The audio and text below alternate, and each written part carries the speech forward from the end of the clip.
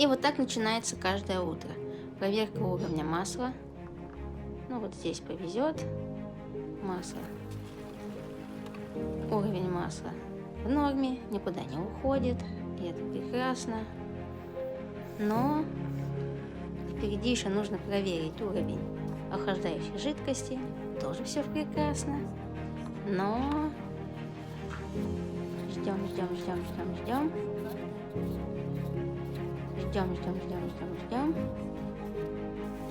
Что ж не так? Да, мы катаемся без юбки. И есть некоторые подозрения. Поехав 150 километров, немножко масла куда-то ушло. Совсем чуть-чуть, но